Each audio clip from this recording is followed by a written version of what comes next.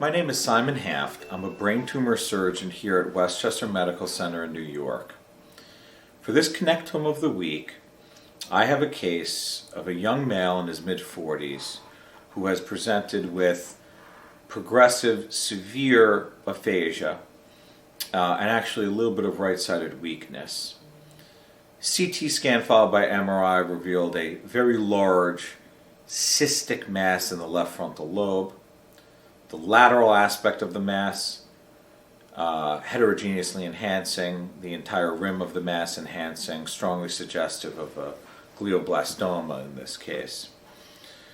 I think at first blush when you're looking at a mass like this, it's fairly straightforward in terms of your operative considerations.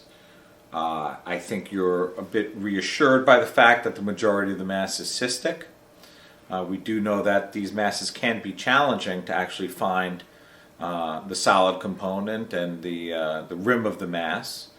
But the reason why I chose this as a Connectome case is because the more challenging question for me in a case like this is not so much just the extent of tumor removal and the obvious consideration of language and its proximity to the mass, but how aggressive are we in a case like this nowadays, going beyond the mass itself, what we would refer to generally as a supramaximal or a supertotal resection, which has become very trendy based on trends in the literature demonstrating the improved overall survival when we're able to go beyond the mass and resect flare positive surrounding brain. What I have here is the mass displayed in the Quicktome software. And when you've chosen the region of where the mass is located, here the medial left frontal, the Quicktome software does the work for you of displaying the networks in play.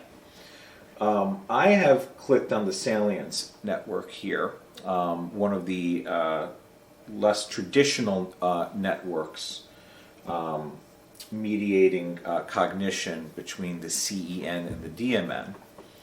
And salience might not be something that we factor into the equation much in looking at a mass like this and a mass of this size. But when I was considering my preoperative plan and goals of resection, I think as many of you would consider this thin rim of medial brain, which is shows some flare involvement. A little bit difficult to tell on this slice, but shows some flare involvement, and therefore the question is raised as to whether or not to include that, because it's so clearly not within the circumscribed cystic mass itself. My kind of initial knee-jerk answer to that would be yes, he's 44 or 45 years old.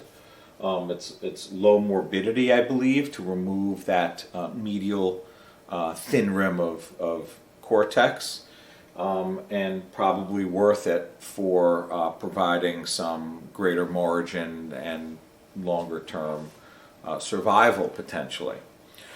But in this particular case, in looking through the networks that Quicktome advanced as potentially involved in this region, as I'm scrolling through the axial slice up here, you could start seeing some parcellations and some fibers, particularly clustered along the superior medial aspect of the mass.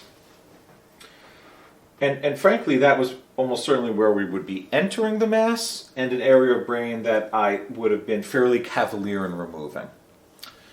And so, armed with this information, I was, the result of that was I was less aggressive about disrupting or resecting that medial aspect of the frontal lobe immediately adjacent to this cystic glioblastoma.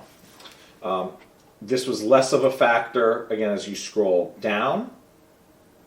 And so we were a little bit more emboldened in that region of the mass, or immediately adjacent region, I should say.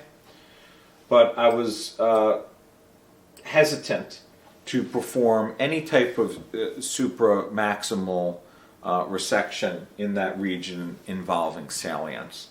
And what I think is illustrative about this case is the increased awareness that Quicktome has brought to these kinds of networks.